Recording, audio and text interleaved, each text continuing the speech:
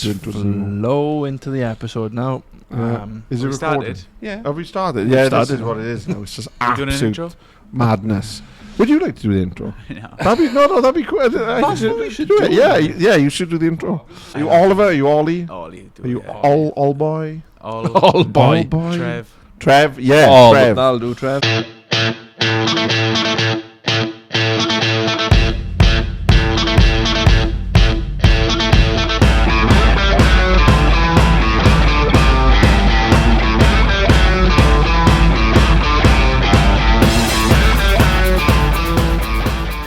So yeah, we are joined by Oliver Treviso.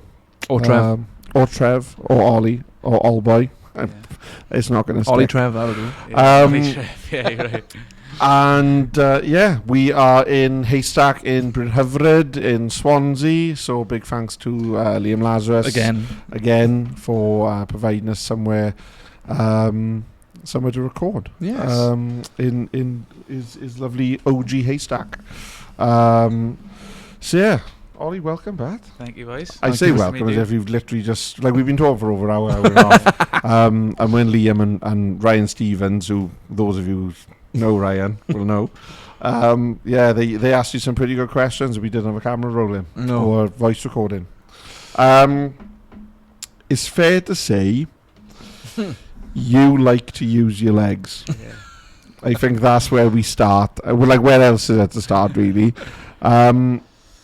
I suppose, to kind of go back, you kind of indicated, because we, as people who know, we do have a bit of a cheat sheet to kind of help us along, because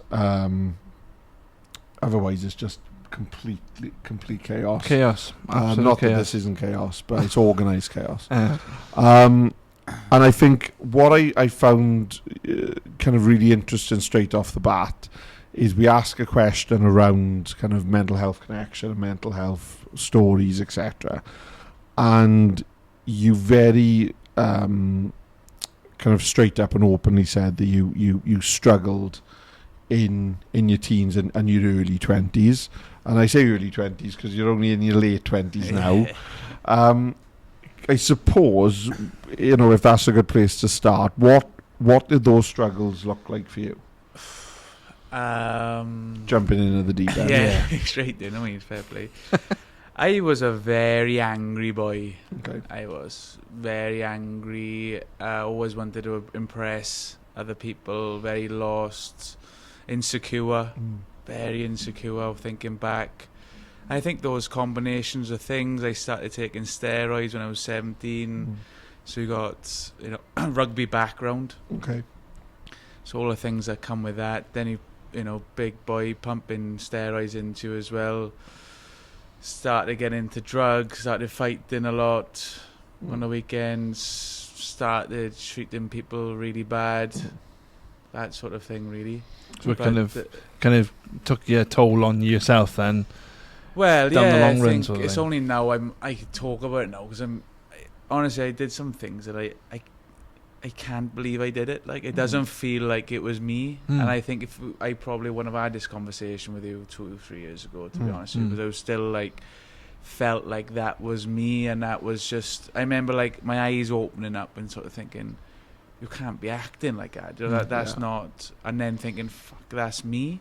Yeah. I'm finding it really hard then because I was almost sort of thinking, well, if that's me, then what hope have I got? Type thing. Yeah, I don't want to do. As low as I don't want to do it. Like I don't. If that's my, and I think that's massive, isn't it? Because we all make huge mistakes. Yeah. Well, not huge, but everyone's different. But sure, we all have regrets, and I think knowing that you can change and that is massive. I think so. And how it's interesting, that you kind of tie some of it into sports, because we've had several guests on who have kind of made that link between mental health, whether it's anxiety, depression, the feeling of performance-driven depression, where I have to be at a certain level, I have to perform, and if I don't, I'll feel crap, I'll feel kind of unworthy, and then it leads into bitterness and anger. Yeah. How big was that sporting element for you? Because obviously the rugby world is. Yeah. I think, to be quite honest, but I think sport was my saviour. What happened That's was, the other way, because what happened was I had a bad shoulder injury when I was about 11, and I couldn't play rugby for 3 years. So 11, 12, 13, 2.5 years. I used to get in trouble all the time because I had nowhere to put my energy, show off who I was. So I used to fuck about in the classroom, and you know, I needed attention. I needed to express myself in another way, and that's why I feel so strongly about sport now, especially young boys and girls. So it was quite different for me. But what happened, and say rugby, I had a coach who I admired. Everything he said, I did. You know, I loved him. You know, I needed that figure. What happened then was sort of later on down the line on the weekends, I started to get into trouble. Started to leave rugby, starting to go take drugs and stuff like that. That was sort of my thing. And you know, girl problems. I was just angry, like, and then you sticking steroids in it then. And that's like, I listened to something and they said, what do you make up for in strength? You make up in anger. And I probably, ADHD, all that stuff, I've never been checked, but I'm probably riddled with that, to be honest with you. Stick all these drugs, all the teenage problems that we all have. Yeah. You know, and then just combine them all together, and you've got an atomic bomb there, like you have, and that's what I was sort of. You know, and that's something that we hear quite a bit as well. You know, because obviously. I have to be, I suppose, careful how I phrase it, which isn't like me. But the kind of the phenomenon then of ADHD diagnosis over the last however many years, where it seems to be attributed to certain behavioural types or whatever, whereas, as you say, if you went back, I know, 10, 15, 20 years, I'm not saying ADHD didn't exist, because obviously it did, but it was, I think, less diagnosed, certainly than it is now. It was less prevalent in the mainstream. You kind of had angry kids and naughty kids and disengaged kids. So I think it's like obviously for you it was really positive in terms of sport being, as you mentioned, that kind of saving grace. What circumstances, I suppose, what do you think kind of played a part in that anger and that kind of... I think it goes back to being really young and being a fat, ugly kid and getting told about it. And I think it's just them insecurities that stem from there. There's obviously lots of other things going on as well. Just going through really an overthinker.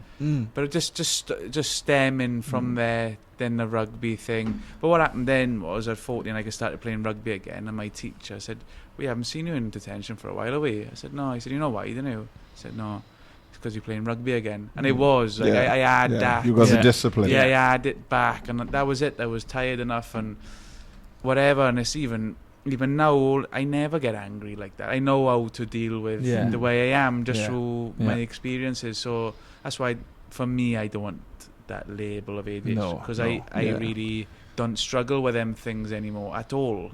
I might overthink. I'm not saying I'm like some sort of zen out god, because I'm definitely not. But what was the question? Sorry.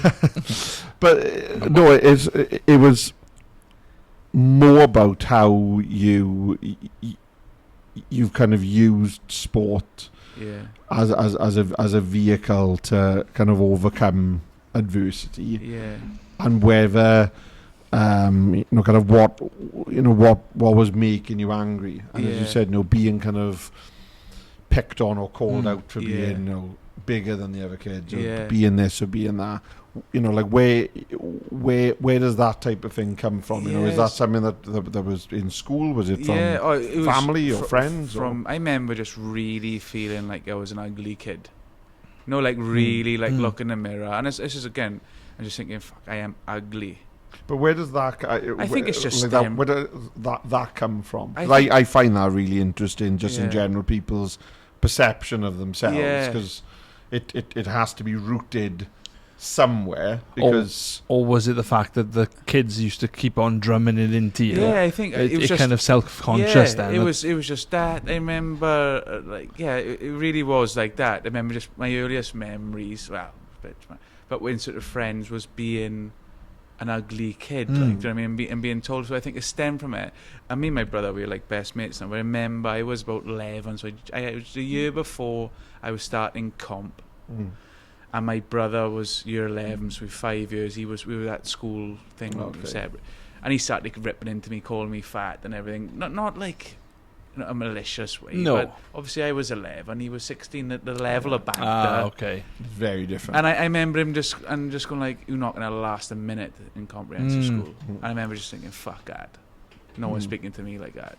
You know, he was, and he made me sort of say, right, though, I'm gonna have to look after myself, and put on this persona, on this thing, and that is exactly what I went to do. So we speak about that now, mind. He is my best mate, and I can see what he was saying. Obviously, when you hear it in one way, you think, "Oh, it's a bad brother," but probably right, because it's a ruthless place as well, isn't it? I'm not proud of the way I acted. Do you know what I mean? And look back, but at the same time, and I can never do it now. And I can relate. To be fair, obviously. Yeah. So like when you were in school, did the kids kind of know that if they called you X, Y, Z, that you would get angry and you would retaliate to them? Kind of. So they knew it was a bit of a joke. I would put on this big boy persona as well. Right. Do you know what I mean? So it was one of them sort of things where I'd protect myself.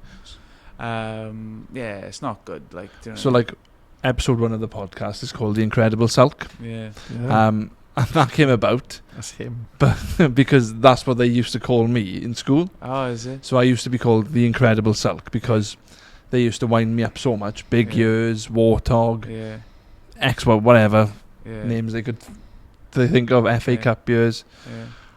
And I used to lash out, basically. My temper would come out and I would squeeze people's heads. Is it? So I would literally come up and just... Like Hulk smash? I used to bite my hand, I did. Oh, okay. Before secondary school, I used to lose my temper so bad. You used to... That I never been to school with I used to bite my hand, I just couldn't... So that was early. Obviously, I couldn't keep doing that in college. No, I was the same. It's in primary school. It's mad you say that, because I was like that, and then obviously that's funny as fuck for all the others. Exactly. When I lose my rag, so I I remember it kind of like kept the lid in it. But when I did lose it, I just couldn't control it. But no, it's just it don't happen. Like, obviously it's been a long road or whatever. But I still lose my temper. Is it? I won't lash out. It's just inside. I'm like, I see red and I'm like bubbling. Then I calm down. And I think, but like you said, it could be ADHD. It could be anything. You don't I'm not know. bothered about label. Me. I gotta be honest. I've come to terms with it so much. That it's fine. And if someone thinks I should get lit, I just whatever. Like if it helps someone, I don't know. But it, like I said. And I think it stemmed from there, having a point to prove, then realising when you get older, the madder you are, the more people are going to like you. That was a sort of environment. And I played lovely into that, I did. But like, this is my chance now. People are going to like... And it's kind of what happened. But I also rubbed up people the wrong way, naturally, as you do, don't you? Of course. And I regret that and everything. Like you said, it was all part of it, really, for me, I think. So do you think then, like what Mark said about sport then, and running, walking, rugby, do you think that kind of give you a new perspective of not the fact that it takes your mind off it, but then it kind of makes you realise, you're in your happy place now, you're doing something, and you think it kind of, that all them things that go through your head when you run in and the things you feel, basically, kind of washes all that kind of anger away, sort of thing. I like, to be honest with you, I stopped playing rugby when I was 21. I wasn't thinking about stuff like that when I was 21. I wasn't thinking about mental health. I feel better. Now I'm going to do this because I'm going to clear out all the shit. It wasn't like that. But now I can say at 29, looking back, that was my save. And I could see, because now I've invested looking into it and it really being aware of how I feel, for example, before I go and do something outside and after. Now I just genuinely like walking, I like running. I'm a better person after it. I just get rid of it all. Like, Yeah. do you know what I mean? And so it's been again slow roll, but I was never looking for them. So it's just, Right.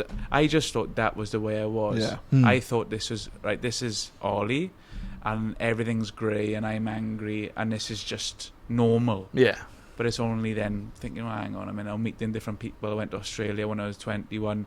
Slowly the blinkers come down. I say, oh, hang on a minute. Got into agriculture. That was massive for me. Yeah. Huge, really, really big thing. And I ended up living in a cave in Gran Canaria. Yeah. That's a soundbite. Yeah. And but the guy who owned the caves, he said you need to work with the earth. And I was just thinking, oh, fuck. Hippie, like, what's he on about? What he meant was physical activity outside, digging, just doing. And I couldn't sleep, just broke up with my ex-bird. All these they couldn't sleep, but next thing, it's all just falling into place. I'm sleeping, I'm eating better, I'm training every day. I start finding I couldn't be happy on my own, see. Right. Couldn't be happy, didn't know what I liked doing. Yeah. And it was all these sort of things. And the mad thing about that episode in Gran Canaria was I had two options. I either went to the south of the island. I don't know if you've been Puerto Rico. Yeah, I love get a Puerto job Rico. in the Irish bars. Yeah. Do all the things that come with it. Yeah. Or not stay out in the caves in the mountains. And that, when I look back, that was really a pivotal time in my life. That was because all like 21-year-old Ollie was straight down them bars. Like, but I obviously wanted to change. Do you know what I mean? It was hard because I was up there. It was isolated, whatever. But like I said, I stuck it out and down to worked Tiffany's wonders. bar down there. Down to see Ellis. Yeah. I've been to Gran Canaria 7 It's times. brilliant. I got love it. family there. Oh, have you? Yeah. Puerto Rico is just They all live in the caves. No? the nicest place, like it's and it's so it's called Tiffany's Bar, the Welsh bar down the town centre. Sponsor us. Yeah. Ellis is from Treviso, I believe. Oh Christ! And, I lived in Treviso. It's class down there. It is. I'm hoping to go there next year or the year after. Yeah, quality island. Class. When you say, obviously that you were doing things that you were kind of almost, there was a bit of disassociation and depersonalization because you just couldn't recognize that individual. Yeah. I suppose the question on most people's minds would be, well, what type of things are we talking? Like what levels are we talking? Yeah, I think I remember I was really angry. Like, do you know what I mean? Fighting was the biggest one. When I think back and I think, oh my god, I just can't believe it. Like, I couldn't imagine doing it now. Yeah. So that would have been and there was a few incidents where it just went too far. Yeah. Maybe things could have been like a few. Yeah, it makes me feel sick when I think back. Could you say that if you were to go out, and in that mindset, you wouldn't go looking for it, maybe, or maybe you would. I would. Don't know. You would go. Okay. It would get to a point where I just think, fuck this. I need to let this. I gotta go there, like. And I never said this like out loud, but it was that to that extent. I was just like a bomb, like, do you know what I mean? I had it all, and I just. I didn't care if I won or lost. I had to. I do something. Yeah, that's what I was going to ask. Is like, was it flies? Was it kind of about some sort of I need to kind of prove something, or even to the point of would you kind of justify it in your own head? Like, like that boy was looking at me funny, or that boy did it, and I retaliated because of that, or was it, like you said, it's just anger? Yeah, I think there's a bit of that, but I remember like just thinking, I want to have a fight there. Okay. Let's just have a fight. Yeah. Which is disgusting, honestly. It's hard to talk about, to be honest. You can tell. You can tell by. Well, that's the thing. You can tell that it obviously affects. Yeah, and then a couple of years later, looking back, and I say, it really like get me so hard that I had acted in this way, and I thought I don't want to be like that. Like, I don't want to be that's my story, because you can't fucking change it, can you? You can't change it. And then I would say. I wouldn't have said when I was angry and stuff like that I was suffering with mental illness. I think when my eyes opened up a few years later, that's when it... Because that was normal for me then, to feel like that, to have the fights and stuff like that. I never forget that, again, a pivotal point I went to Australia after it was trying to get the Tupperware boxes out of my cupboard, and everything fell out of my cupboard, and I put my foot straight through the cupboard, and my mother screaming at me like, what are you taking, what's wrong with you? And looking in a mirror and just seeing a monster, because I was a big boy as well, and I just thinking, oh my God, like, I'm being in floods of tears, just thinking, what's happening to me, like. But but then it's almost that kind of, in that kind of metaphor, though, in many ways, I suppose in you trying to keep everything in, and then it takes one thing to come out, and it all comes out. And that's basically what it was, I suppose, just. And I was like, no, like the petty stuff of being a teenager as well, a girl problem. No, just all these that feel like the end of the world. Yeah. But they not. No, looking back, I'm thinking, what are you on about? Like, what was you on about? It wasn't that bad. No. But in my head at that time, it was the end of the world. Because I was 17, I was 18. That was, I was old then for me. Well, and I think that obviously there's like 7 years between you and me, but I think 7 years is more than enough. In that, like, I look at how I acted at a certain age versus how someone of you at age of you at age gap acted, and then you look at the introduction of things like social media. I remember, like, Facebook, starting. I remember it starting, and I remember kind of having a Facebook. When I went to university, which was in 2007, which was when I went, not to age myself, but it was relatively new, and it was still quite fun. You poked people on Facebook, that's right. Send love and stuff, and you put your photos, and you but it didn't take long for it to become a popularity contest and a tool for marketing. It's a marketing tool. And then you see Instagram, and then you see people wanting to appear a certain way. It's a marketing tool for your life, basically. You want to portray. You portray your thing. Sorry. No. Like you have your. That's where that saying comes from. Instagram versus reality. But I think you would have come through at such a time where that was really prevalent of having to appear a certain way. It was very self-conscious. And then obviously, if you've already got kind of years and years and years of build-up of being told, oh, you're this, or you're that. Or I was the kid, without the photo, on MSN. Oh, okay. I was one of them. Like, you were the flower or the, or the dog. I was the dog. The dog. So I was, it was, when you think back, it's such a small thing, but it says a lot, though, doesn't it? Absolutely. But what happened then when I went to the caves, I deleted Instagram, I deleted social media, so I just went 4 years, 5, until... Even when I started this walk in the Andes walk, I didn't have social media. It was my brother doing it for me. I didn't want it. I wasn't interested. I didn't care what anyone thought about me. It was great. That's the difference of what I went through in them 4 years. I loved going out there and not telling anybody anything. No, because that must be quite an emotional release as well, though, just to be able to truly be at peace and say, do you know what? I don't give a fuck. And it was like, I'm not saying, obviously, and now there's always got to be a bit of you that cares, isn't it? I don't care what anyone says. No, I agree with that. I think there's always, no matter how big or small it is, I think. But now, I feel so grateful about being fit and healthy that I don't care.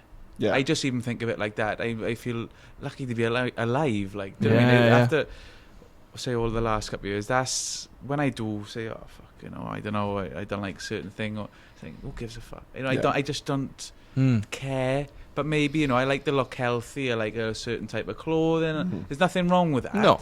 But I don't care what anyone thinks when I feel very grateful to be where I am, where I'm from. Massive thing. Go to Venezuela, people walking out to the country because they can't live there. Who gives a fuck if you if you want the same t-shirt? Do you know what I'm saying? No, 100%. So it's that's the change now for me. It's been dramatic. So you mentioned the Andes, and you mentioned the love of walking and running. You'd have to fucking love walking, wouldn't you? Yes. Let's call a spade a spade. But first, you've done a lap of Wales first, I believe. So that's how it started again. This was Australia. I went to Australia, I was still doing the same thing. I was working all week, getting hammered on a weekend. But I was moving, progress, like, do you know what I mean? Started to meet different people, got into agriculture, Gran Canaria, went to Morocco, ended up in Morocco working on a farm, and I wanted to start having more from travelling. I wanted something more authentic. And the woman just went, why don't you walk home from Morocco? I said, walk home from Morocco? That's a fucking great idea. Like, it was something about it. I never knew about the adventures, never had read the books. It was just like this new thing for me. I thought, that's absolutely brilliant. Like, that's not what I thought that was going to be. No, I'll be honest. When you said, walk home from Morocco, I thought you were going to say, that's fucking mental. I didn't say, I was like, that's fucking brilliant. Yeah, but obviously COVID kicked off. I was there 3 months on the farm. I couldn't leave. So I got home and I thought, well, I got to walk really far now, because this idea of it, like, I was hypnotised by this idea. And I thought, well, I've never travelled in Wales and I've never been to Scotland, so I'm going to walk to Scotland. That's how it started. Right. By the time I got to Chester, I couldn't go any further north into England, so I walked home. And that's how the lap was. I love the simplicity and almost the innocence of it. Yeah, I couldn't go because like I think like if I go and walk the dog 2 or 3 miles, I think gate, but I can't get over and walk home. Whereas you, when I got to Chester, that's where very very briefly, just because I find it really interesting, selfishly, being abroad in COVID. Yeah. And I asked that because we've had a couple of people who lived abroad. We had Ben who was in Hong Kong during COVID. Yeah. What was that like being away during COVID? And obviously the world is kind of imploding on itself. So what happened was, this is off the back of the Canary Islands. I went over to Morocco. There was whispers of COVID. I wasn't on social media, so I wouldn't have known. Oh, of course. I didn't care. So when people talked about it, I was just like, it was there, like, it was just a bit of noise. Just hear someone coughing and then and they all died. No, but I just didn't pay attention to what was going on. Got to Morocco, started looking for a farm, found a farm, and then they told me, look, we're going into lockdown. This is on a farm now. It's about half an acre of a farm. Amazing family. And they said, look, we'd love you to stay if you want. I was like, 100%. Like, so, and I said, I loved agriculture this time. Very interesting people. I was just learning French, I was learning agriculture, I was learning all these different things in these giant 4 walls, basically. So I didn't want to go home. Then what happened was, then the British embassy stopped putting on flights. So I couldn't go home. I was like, I really want to go home now. Because I couldn't go home. Yes, he wants to. So the Dutch embassy got involved. I was speaking to the head of the Dutch embassy. They put me on a flight to Amsterdam, slept in the airport overnight, and then went to like four countries on the way home. It was great. Walked around London, and it was empty. Yeah, nice. But because you think of that footage in those early days. It was when it was like something of a film. Yeah, it was. It was something of some sort of post-apocalyptic horror film. Yeah. But then I suppose. So how far into it were you before you got home? 3 months. 3 months. Started in March. Yeah, so you would have been 3 months later. Okay. So it just slightly eased off. Maybe you could walk. I'm going to say, so you wouldn't have been around when it was... When the really nice weather and that. Of course. Really nice weather and you're in Aldi's car park in a queue at 8 a.m. in the morning with people in masks 2 meters apart, and they're telling you that you can only buy one load of Daddy's brown sauce because, there's a pandemic on. And a shitload of that Prulel or that sanitizer. But, so your lap of Wales... Going back to your walking, and obviously then walking to Scotland. Yeah, so what happened was, obviously wanted to walk to Scotland. I ended up walking a lap of Wales. So I came back off as like the border of England and Wales, back to Chepstow, back from my house in Swansea, back. Wow. So it was the full lap. I live obviously on the coast. And then I was just like, this is amazing. That's class. I loved it. I started to think about like storytelling as a thing, and like falling in love with these stories that I was getting. Like I bring my brother. I think, you're not going to believe what's happened today. and just thinking this is fucking brilliant. Like, you know, what is happening to me? You can't find this on a bus or the car, or it is walking. That's the only way you're going to find it. So I had all these ideas again. COVID come back round then, and I remember that we had a tough Christmas. So I got break. I got home the first one. I got home 1st of November, end of October, ready for that. Started working, and I was just dying to go, like desperate. Couldn't leave the UK, so I walked and I had started my new job then the following year in the April. I was thinking, what can I do in the UK? I got 3 months, and I walked Land's End to John O'Groats in the middle of winter without paying without paying for accommodation. So it was like every night in the tent, unless somebody invited me in. That was my rule, like a vampire. Yeah, you can't go in unless they invite you. Yeah. So those were the very different experiences. Yeah, but then I totally get that storytelling. You know, that allure of storytelling, because as you said, you're seeing so many different types of people, types of communities that have all got their own stories, but they're kind of locked to these areas. And then you've got someone just literally going round them all. And seeing Wales, seeing my own country. Which is a beautiful country. Being like, it's a stunning country. Where's this come from? Yeah. You know, and I'm just like living outside. Yeah. And the thing is, it's not in a car or a bus or a taxi or a train. You feeling it. You feel, you literally, it's not like, oh, what was that? Yeah. It's literally, And that one was very much, this isn't the race. This is live outside, take every day as it comes. Yeah. Enjoy it. You know, so it was tough days. Bag was so heavy because I didn't know what to pack. No. Like, when I tell you I didn't have any experience, none. So my bag, how you supposed to pack it, was the other way round. Oh, okay. Sleeping bag should be at the bottom, it was at the top, for example. Right. Okay. So it was that, and like cans of gas. I could have gone in the Arctic, like, doing for a month, but I walked past shops all the way down the front. Do you know what I mean? So I learned, and I was like, oh my God, I'm learning to look after myself. Yeah. Like, and I was just really had a lot of time to face all that shit that I've just been talking about, speaking to people, just being outside and just feeling all that grey shit come out to me, like, and thinking, do you know what, this is good. Life is good. It was like that. Yeah. That's why I'm so passionate about taking people outside, because it's not just me that's going to work. Like, was there any point, I probably know the answer to this question, but was there any point that you felt lonely or you were alone? First couple of days again. I remember getting down to Mumbles and just thinking, what are you doing? What have you done here? I'd never camped before. No. So my first, and this is how it went. First night, 3 Cliffs Bay, I thinking, where the fuck am I going to camp now? It is a simple thing, but when you haven't done it before, it feels... Well, yeah. It's the same as most things in life. It was these 2 lads on the beach in a tent, started speaking, and they just said, well, if you want, you can camp here. I didn't ask. They said, come and camp with us. Got fires on now. You can have food with us as well. And it was even little things like, he said, do you want a coffee? I said, oh no, mate, I want to make sure I sleep. And he said, oh, we got decaf. It sounds small, but it was just like, you know what I mean? It was like all these things I was so anxious about. And they all just fell into place. No, just having, again, people to talk to. You're going to be fine. Yeah. That's what they were saying. Like, it was just... And it was the next day then, so my tent caught fire the first night because I put it too close to the fire. Second day then in Down my phone broke, so people were helping out with their phones. Third day then, I was thinking, I'm not cut out for this. Like, I'm obviously, this isn't the way it goes. Like, I mean, my brother and father came then to meet me before Pencloud, and my brother said, you're not on a very good start today. I know, like, thinking, fuck, he's right there. Carried on walking in the rain. This couple stopped for me in their 70s.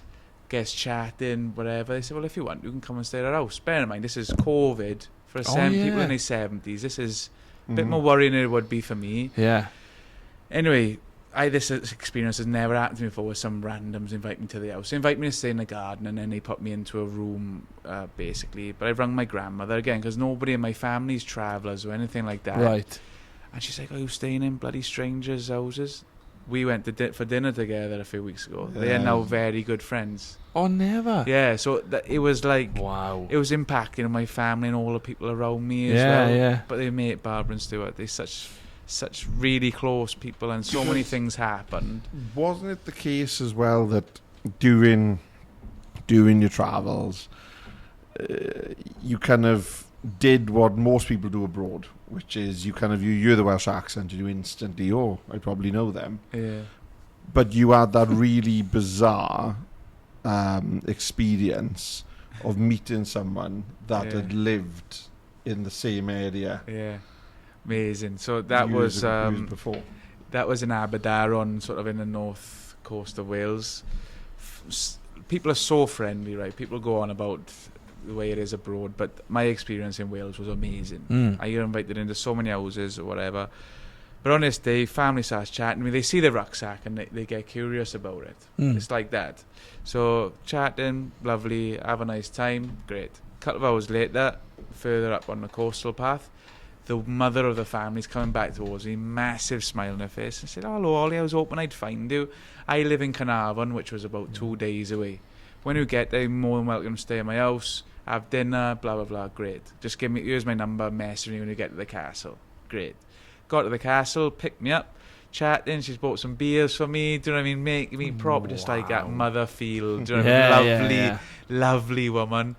And then she asked me where I'm from. I said, "I'm from St. Thomas." She said, "St. Thomas?" It's a really small place, St. Thomas is. I said, "I lived there for years." No way. So I'm best friends with my grandmother. I ring her. We're really close. Best friends, whatever. And so I ring her up in the morning because it was late by the time she told me this. I said, "Nanny, you're not going to believe this." I said, "The woman I'm with used to live in St. Thomas." She said, "Is her name Wendy?" I said, "Yeah, why? We were really good mates 30 years ago. They worked together. We haven't seen each other since." God. Mental. And then 1 week later, my grandparents came to Anglesey, Wendy, and they met up for the first time in 30 years. Oh. And they're in touch now as well. That's lovely. Such wholesome. It is. That's It is lovely. Wholesome Isn't content. it? Yeah. Amazing. So this kind of sparked something, then, I'm guessing. Then, and where did the money fundraising sort of thing come into it then? Where what link has that got to do with your walk around? Yeah, so how it started was, like I said, me walking around Wales. That was a selfish endeavour as far as I'm concerned. I wanted to go and do that. I mean, I've been in work with my dad a few days before, and they were saying about charity struggling because of the pandemic. So I thought, well, fuck it. It's just my mate loves organising charities and stuff. I said, "Look, Pasty, do us a favour, set up a page." What's his name? Pasty? Yeah, Jordan Farley. There's a pasty everywhere. Yeah. I worked with a pasty and so that was it. Set it up. Within an hour, it was within the first day, was it? Anyway, it was $1,000 in it straight away. Wow. Yeah, the money flew up. But again, I wasn't thinking too much. I didn't even know anything about mind or anything. Just like we picked the mental health charity. Because what happened, sorry, I should share the story, was when I was 21 in Australia, I had a phone call. My mate had taken his own life. And the story of Max is that big macho guy. He was like the one you wanted on your side. Great rugby player. Self-nicknamed the Gladiator. So puts on the persona, everything that I explained to you earlier about myself, but probably more. Okay. And then we got one of my good friends got in touch with me then to say that he's taken his own life. And again, it was when I was back in the school doing the talk the other day, going off subject of it, but it was like make me realise how important it is now for me to talk about what's happened and why I wanted to come on here with you boys, because I can't help but think if Max spoke to people like I do now or I've done in the past, it could have been very different. Yeah. But obviously he's put on this persona, this gladiator thing, and then he's the softest inside. Yeah. It's fucking... You can't sum it up any better than that, can you? No, absolutely not. To me, not. that is what I care about. Yeah. I don't know, it's just, you know what I mean? You were putting on this harder persona and you were the weakest inside. Yeah. Yeah, it does make sense. That armour's heavy. Yeah. That armour is really heavy. It's frightening, isn't it? Fly's dead. Yeah, Fly is dead. So that was how the mental health thing, obviously I'd had my things as well, but I was thinking of Max at that time. Also had a few more friends taking their own life. Again, and in that rugby environment as well, this macho, we don't talk because we're hard as fuck sort of thing. Yeah. So that's how that started. And it just caught on. It just blew up. It did straight away. We were putting up the target all the time. I think it went to 10 grand in the end. Wow. For something I weren't even pushing. Like, my brother was on to me all to take some photo. I didn't want to. So what happened was I said to my brother, look, post this on your Instagram. I'm gonna do this walk, like as casual as that. And he said, people want to know where you are. He said, when I'm speaking to people, they want to know what are you doing, like. So he set up this page, and that was like the birth of the page I got now. Right. But my brother was always in control of it. I didn't want to know anything about it. Yeah. So that's and that's the thing, and I think it speaks as well for the world we live in. Unfortunately, is you've got the two camps of people, and you've got the ones who are genuinely interested in where are you, what are you doing, and the others. Is he really doing it? Is he really? Is he really? Because he said he's going to do it. Is he really doing it? Yeah. Which I think then when it is documented, even though like for you it's like, oh fuck, I gotta fucking film. Yeah. It's like, well, obviously now my brother says it's a shame we didn't document. I'm so glad I didn't. I needed them years. Yeah. Without sharing it. I needed to go out and do things and for myself. I wanted to find out what I really enjoyed. I wanted. Because when you get the camera out, whether you like it or not, it changes things. I got stories so authentic, and I reckon if I got the camera out, it would have been different. I would have been looking at things, spending time.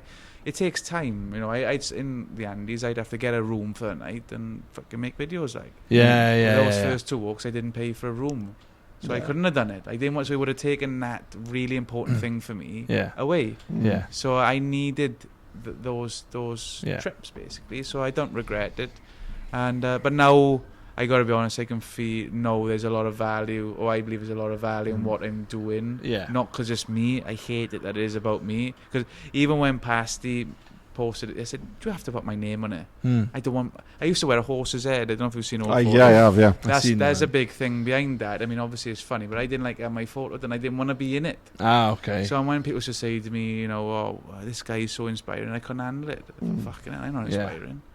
I couldn't deal with it. Like I didn't want it. I didn't. Well, of course, it feels good, but I used to get upset, I'd cry in my tent. Like I think I'm not. Like it was obviously feeling bad about the way I was when I was younger and stuff. A lot of it's kind of probably unresolved. Trauma as a way in it of kind of not feeling good enough, and then when you do get validation, you spent so long being told you're this, you're that. It doesn't feel authentic. It doesn't feel real. But now, like I said, I'm so lucky to be traveling where I do. People couldn't even think about it, so I need to share it, and I hope that I can inspire people to follow their dreams, I suppose. Do you know what I mean? Or talk or whatever. There's hopefully a lot for people to take from it. But I think that one of the things that's really endearing about you is how simplified you kind of make, because for you it is, I just want to do it, so I've done it. Whereas like obviously, for some people it's a huge undertaking. Like for you literally went for a walk, a really long walk. But you saw these incredible things, and some parts of the world that 99.9% of people will never see. And I remember a couple of weeks ago being in Revive, in the sauna in Revive, speaking to Ryan Stevens, and he was like, I got someone that may interest you. And I was like, all right, okay, who's it going to be? And then he said, I'm not going to tell, he said, I'm just going to give you the name. And then I was just like, this is incredible.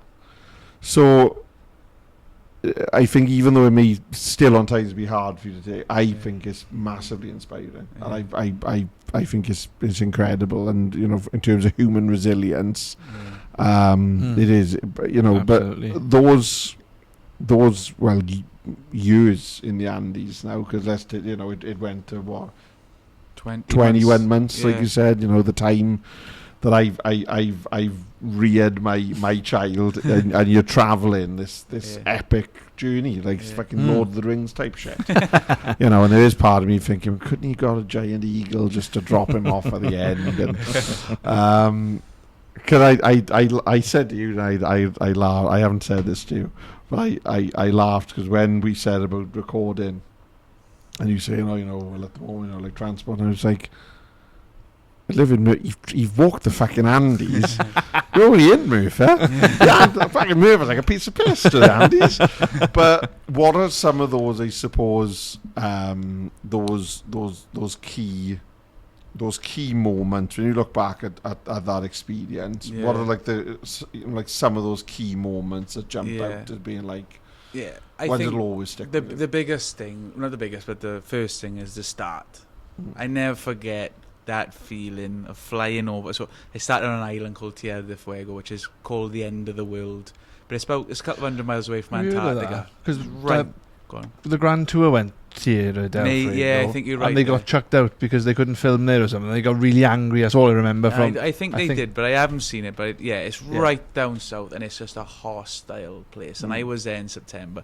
And what was great about it, so I was in Buenos Aires, which was the capital city before. A friend of a friend lived there, took me under his wing for a few days and settled me in. And another good friend then from Morriston was with me, and he was like, "Do you know it's one of the coldest winters on history?" I'm like, "No." Anyway, he gets out his phone, shows this video where I'm starting. It's just snow and wind. And Griggsy, my best friend, goes, Are you ready for this? I'm thinking, oh my God. And I'm like, yeah, he's pulling my collar. But flying over that island then and looking at this rugged mountains, the snow, getting off that plane and feeling that temperature, the wind, and just thinking, what have I done? Like in a really like stomach wrenching, just devastated about what I'd done. I wasn't excited at all. I was just like, it was just because as far as I was concerned, I was gonna do it, whether I liked it or not. I was gonna go. So I had 8,000 miles, 14,000 kilometers of foreign land, in the longest mountain range in the world ahead of me. What the fuck have I done? You can't feel that. I don't know how to put it into words, but it was terrifying. It really was just like. But the reality was, once I got to the start line and started walking, I was just walking. Was there any point? Because I'm coming at it just as just. Was there any point in those months where you thought, no, like this is one day too much. This is just one. No, there was one little episode. So basically, Argentina and Chile share the Andes. The spine will be the border for a lot of the two countries. I crossed 7 times altogether, zigzag my way. But on this particular time, I've crossed into Chile, and I'm preparing for an 8-day stretch of wilderness. I know that from my maps that it's going to be nobody. But what they have got is gauchos, which is the Chilean Argentinian cowboy. So they go up to the mountains in the summer months with their livestock to fatten up, and they live in like a wooden shack, no electricity, no toilet, rustic as you get. So on day 1, I go up and I meet the gaucho, which I'm buzzing about because they're obviously a rare breed sort of thing. And he starts warning me about the puma. So I'm thinking, my God. But I've heard it before. I'm just thinking, whatever. Like, do you know what I mean? There's all these lovely cows. Why would they want me, sort of thing? Next thing, this white fluffy thing runs over to me. I'm thinking, it was just a gaucho's dog, right? Oh, right. But I was with a split second. I thought, it's a fucking puma. So I carried on. The dogs follow me. They did follow me now and again, but this one's kept following for a couple of hours. Please don't say this puma killed the dog. I won't be able to take it. Like something out of a film where you look around the dogs and all that. Just hear the dog squeal. Yeah.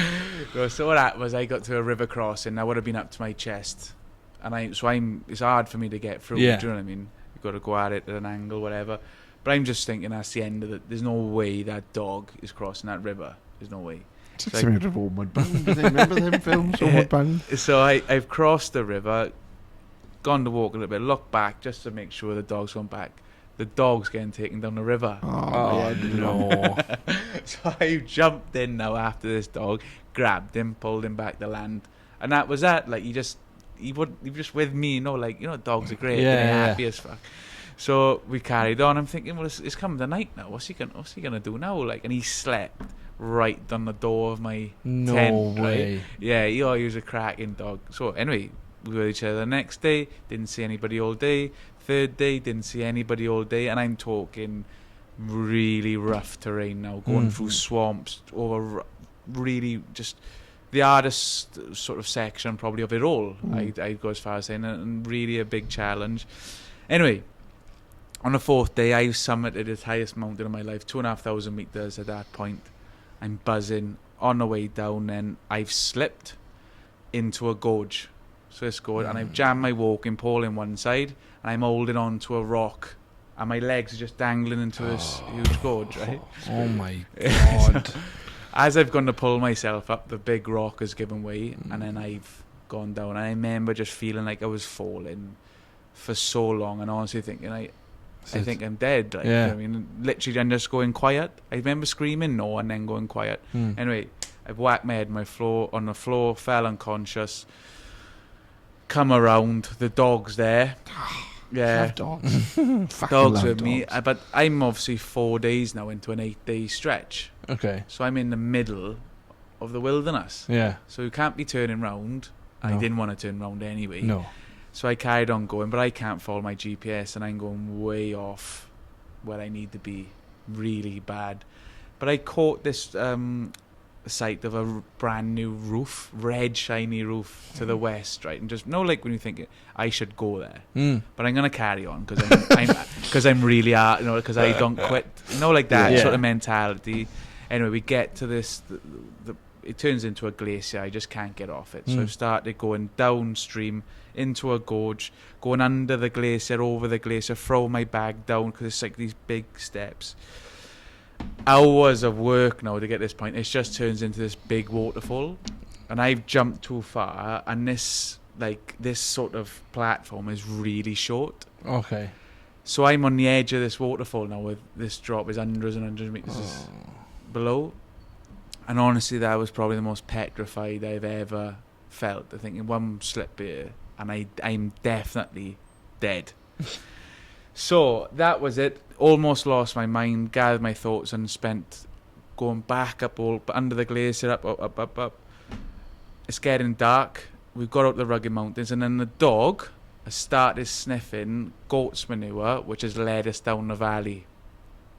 Oh my God. Mental. I don't know why this isn't a film. Yeah. Wow. So we got down in the night to the bottom of the valley. Absolutely I just felt like I couldn't walk. Yeah. The adrenaline had gone. I'm absolutely cooked this time. And the question was, have I ever thought about quitting? When I woke up that morning, I thought, oh my God, I was inches away from death yesterday. I don't know if this is a good... But it was a quick thought, and I thought, do you know what? I need to carry on walking now, because otherwise that'll be traumatic. I need to carry on whatever happens. Anyway, got to the red roof 24 hours after I first saw it. There was like a mountain police thing just a bit further down. I arrived there. Bear in mind, I can't walk on my right foot. I did end up I found out that I fractured my foot. All my claws are ripped. I got cuts all my hands, and I bust open my jaw. Oh my God. So you can imagine, I have a white guy arrived to this police station. They like didn't the even have they didn't even have a vehicle. So I'm thinking they'll take me to the hospital. Oh, of course, So they've come out, pulled me in, given me a Brazilian football top, made me scrambled eggs, and gone outside with the aerial to radio in help for me. And then I got treated, and that's how I found out I had a fractured foot. And I knew my face was bust because I couldn't chew. So what happened after that then? Do you keep on going, or? It's in the film. So sorry, the dog is with me for all the dog's this. still there. So that was really, really sad, because obviously I had to leave the dog go. Yeah. I was lucky there was a family visiting at the station. They believed they knew the gaucho. They were happy to take care of the dog, and then hopefully get him back to the gaucho. So, like, really, you've got to ask yourself, though, as unbelievable as that is, that dog could have done a bit more for you in that gorge. Could have held on. That's amazing. It's just having him with me to share it because again. that must be just such a bizarre feeling on its own, because you are alone from who, but I didn't you're not feel it, alone. though. I didn't feel it. He was the best company I had all bloody trip. He was just great. But they do when they smile. They just that energy about. I'm a big dog person. Yeah. But like, I gotta be honest, Millie wouldn't have been no good there, to be honest. Millie would have. Or she would have smelt food from 100 fucking miles away and gone. But but it was you had loads of these things which you think would like be a singular thing in a huge trip. Yeah. But you had a series of them. Yeah. You know, things it was, like it was something. overstaying your welcome by 2 months, I believe. Yeah. Your visa. Yeah, in Peru. Even he paid for my taxi back to the bank to put my visa through. Like he just sorted me out. The guy in immigration. Like. Other than obviously facing near death, or what most people would. Well, it was basically. It was like I don't know if it explained how terrifying that was. Because if somebody's coming to confront you, you've got a chance to know. Yeah. If I fell, I remember looking down and just thinking, I'm actually gonna die. Like, well, there's no safety net now. No, that's born on rock. There was a BBC article today about an explorer, and they retrieved his bones from when he fell into a glacier, into the gorge in a glacier in 1959, and they've got his bones today. Wow. Nobody was finding me where I was. And it was that's no what way.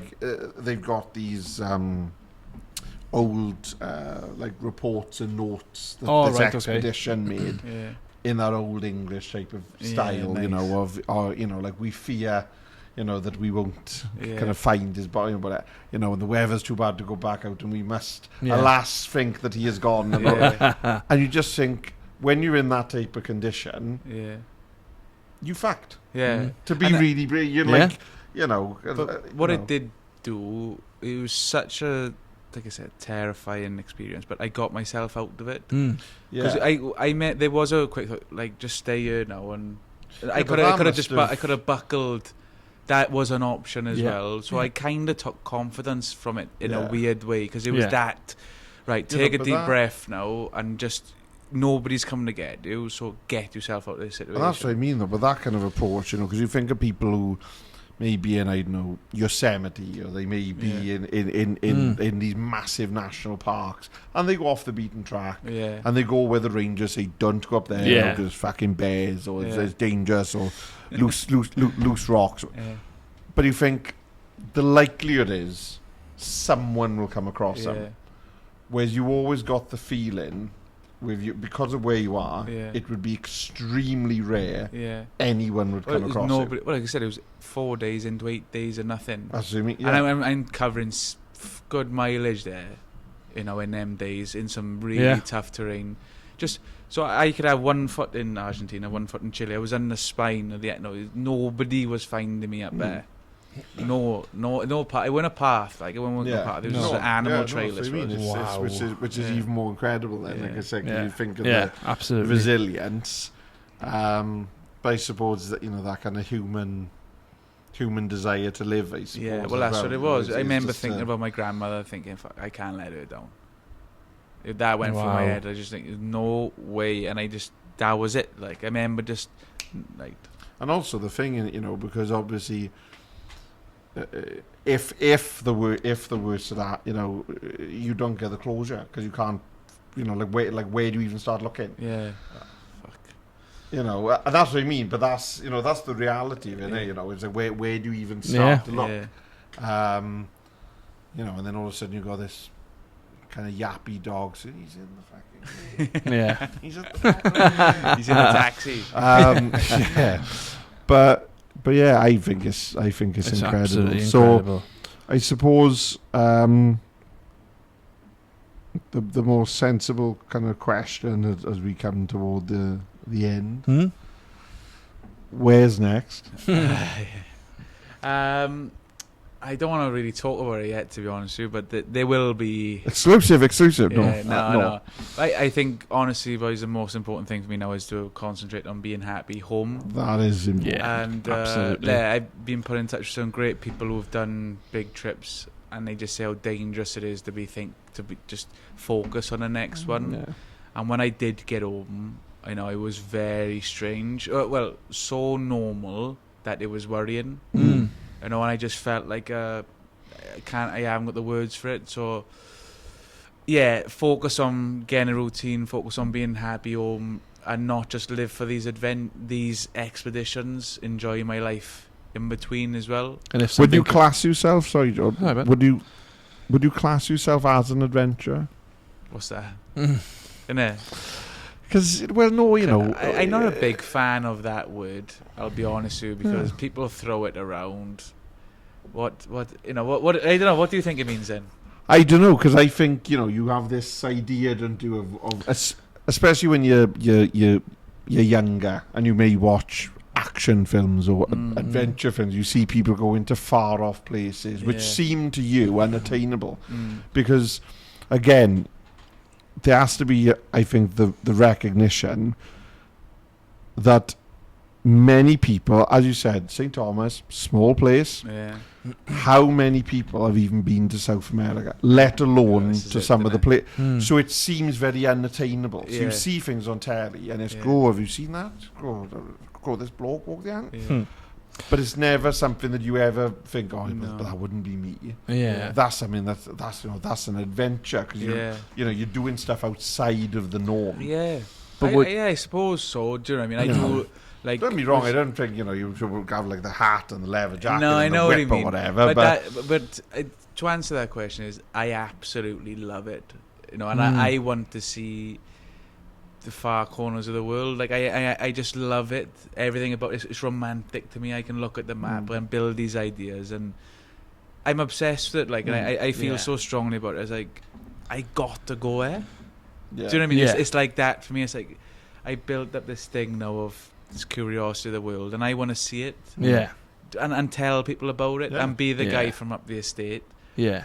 And just do it in my sort of way and say, look, this is... Do you know what I mean? And so it's basically saying that an adventurer is a person that goes on an expedition and records and documents and shows people, where you would, and tells people. or you were, and you were just a guy who goes for a walk. Yeah. A massive walk. Yeah. But I've watched loads of interviews, and I listen to people who have done cool stuff talk. And I could speak like that about some of the stuff I do. Yeah. But I know the bottom line is like, if you're on your ones and twos walking, you are walking, like, you know what I mean? And I'm not being knocking it, but it might be -20, or it might. But you need to make it as simple as that. Because as soon as you start saying 14,000 kilometers or the longest mountain range in the world or whatever, it's gonna fuck you up. It's just got to be a simple walk, take enough food and water, and find somewhere to sleep for the night. See how far you get, like. But that's what I mean. That I think that's what makes you endearing is the fact that you have brought it into a headspace where that's how you cope with it. Yeah. 100%. Because I think, like you said, if someone said, listen, no pressure, but you've got to do X amount of kilometers and extra, it, even for the most chilled out or the most kind of all right, I'll do that. Yeah. It's as you said, you start quantifying, and all of a sudden the pressure starts. Hang on a minute now. Because at the start, the most difficult thing for me was the scale of it, and that I couldn't shake that for months until I started to see my arrow on that continent. Yeah, a fucking inch up the screen. It really bothered me, and every morning I'd wake up and think, oh my god. I'm like that. I wake up in the morning and all the negative stuff comes first, and then by the time my tent's wrapped, put away, or for example, when I'm having my coffee, it'll be gone. I have a process I go through, and that's how I deal with it. And it's still to this day I think, fuck, I gotta do this or whatever, and it would be like that. It would be my stomach would turn at the size of it. And then I was having, obviously I'm walking through Colombia, Venezuela, like, do you know what I mean? Can imagine the shit I'm having for 2 years.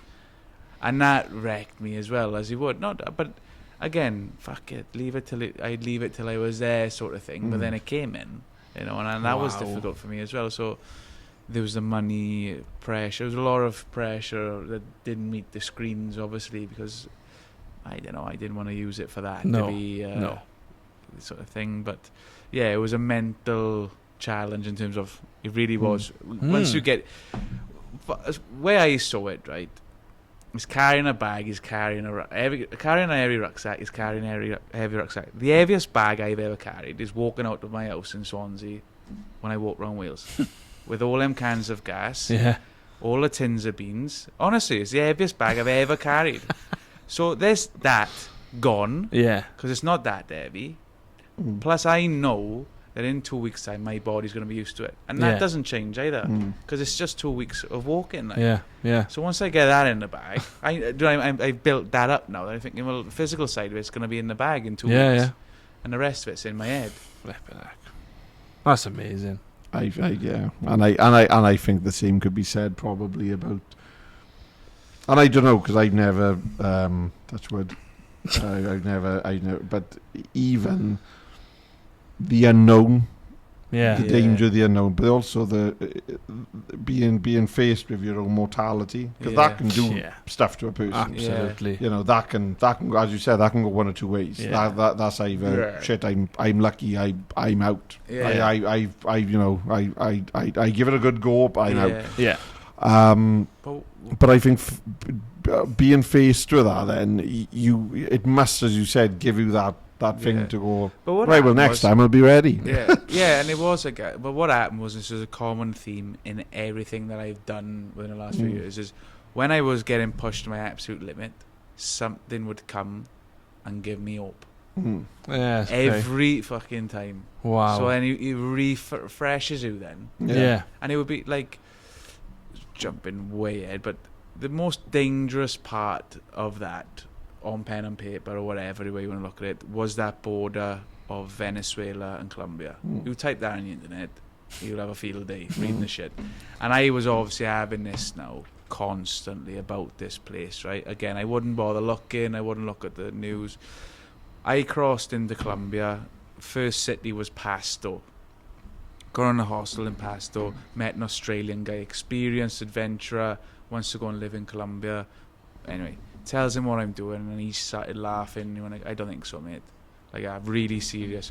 After I finished laughing at me, I don't think so, mate. I said, no, I know it's a dangerous place.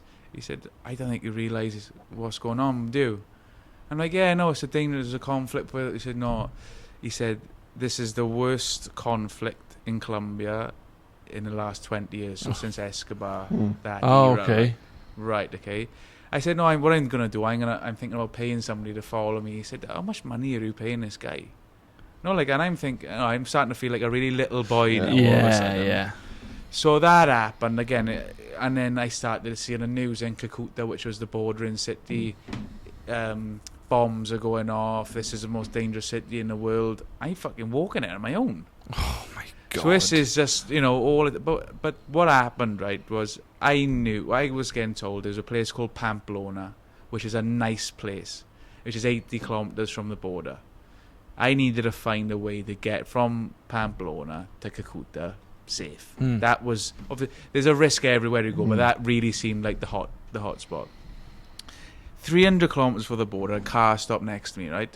Asked me, what am I doing? Do you want to lift with his wife or whatever? I said, no, thanks, I'm walking. He said, where are you walking? Told him. He said, I live in Cucuta. He said, look, take my number. If you need anything, I'll help you out, he said. So I takes his number. Great. Arrives to Pamplona on a Sunday. His name's Jesus, right? Jesus. Messages me, mate, I'm going to Pamplona tomorrow on a Monday. So I was taking 3 days off there to organise a safe way for me to get there. Yeah. I was going to pay somebody or get the police to follow me. Something. He said, I'm actually coming to Pamplona tomorrow because my dad lives there. I'll take you for breakfast. Great, right? Yeah. So he's taking for breakfast. He's telling me now not to worry. He takes for breakfast. He said, look, what I'll do is a place in the middle for you to stay, and I'll take you back. Because with the bag, you always felt... Obviously, I stood out like a sore thumb. Yeah. Get rid of the bag, you're reducing the risk a little bit. Yeah. So everything I sort of wanted to happen. So I've given this guy all of my stuff, who I've met now for an hour, maybe I've had breakfast. Gets to the first safe place. Gets to then the city next to near his house. He comes to pick me up, and I'm over his house having pizza with all of his family. His 10 of us having pizza in one of the most dangerous places in the world. Following day, then he followed me the last 10 kilometers of the border and made sure I was safe. That's incredible. Wow. It's fucking party. Like I can't explain how much stress that place put me through. And it like, his name was Jesus, and it just worked out for me. Do you know? You're thinking, I'm obviously in the right place, and I'm not a spiritual person. No. But do you know what I mean? Yeah.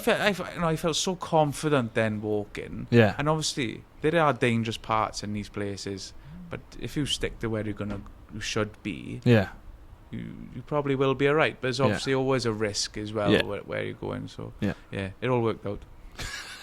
I'll leave you to tell the tale. So, well, on that bombshell. Wow. So we'll have a go at the word association. Yeah, because I enjoyed it last time. Yeah, it was good.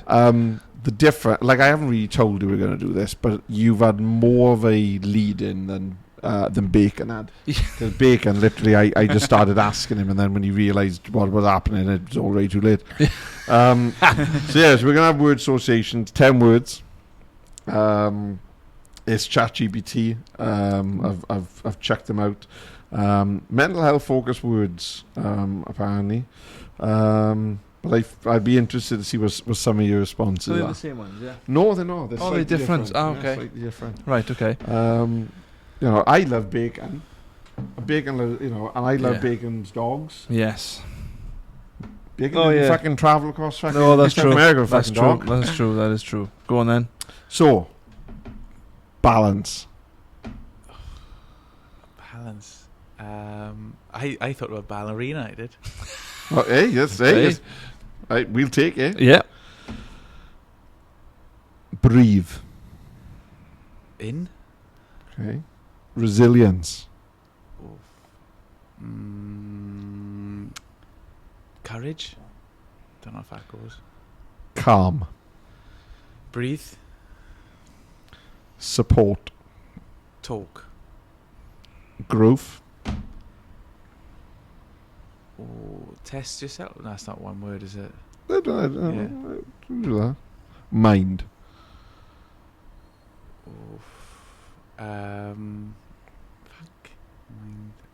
Awareness. Hope. Venezuelans. Boundaries. An illusion. Compassion. That's a good one. Passion. What can I put with that? I can't think. Mine's gone black. Compassion. I just started thinking my family. I did. Yeah. That's more than alright for me. Yeah, me too. And that, ladies and gentlemen, is Ollie Treviso. Yes. Thank you, guys. Thank you so thank much. you. It's been an absolute insight to your life, and you're only 29. And I think, Netflix series. it would. I wonder who'll play me. But yeah, and good luck in your next walk. Adventure. We're not going to go on an adventure. We're going to go on a walk. Yeah. Be sure to obviously tell us. Yeah, we'll do something before maybe. Yeah, that'd be good, wouldn't it? Because I think I'd like to join you as well on one of them. We said about the Monday. Yeah, we can do that. We can facilitate that. Yeah, that's no problem at all. That'd be good. That would. Because I am intrigued of what's sort of going on. Yeah. To be honest, I thought I was going to do it straight away, but it's just been so hectic. I think it's almost as if you've been out of the country for a while. Yeah. It's almost that, isn't it? Exactly. But when you're thinking, I'm going to go back, and I had this list. It's just not possible in a day as this. That's what I mean, though. It's like you were this. My list would just be live. Yeah, pretty much. I still, I don't know. Some dog, what breed of dog was it? Oh, it was a mix. It was cracking little thing. You never know, see. What? He could have been angry and fun. Well, yeah. I reckon he'd fit down there. Yeah. Never know. Ollie, thank you very much. Where can people follow you? On Instagram. And what's your handle? He wouldn't like you following him, but you can follow him. Oliver Treviso. We'll link it at the bottom anyway. But and if you're in a war-torn community and you see him walking past, you can follow him literally. Yeah. Just keep a distance. It happened. A safe distance. No, Trev, it's been an absolute pleasure, and we hope to get back on the podcast. Yeah, thanks. Soon. Really enjoyed it. Thank you, and thank you for listening and watching. Make sure to follow us as well. Give us a follow, give us a like, and all that stuff. Cheers, lads, for letting us use the Haystack. Absolutely. That's what I got to say. Thank you, Ryan, for introducing us to all. Yes. Did I put your Haystack hat on? Oh, appreciate it. Yeah. She's going to be reading that. Just remember, when you want to get stacked, Haystack. Yeah, that's not actually the line, but you can use that. Yeah. See you soon. Bye. Boom.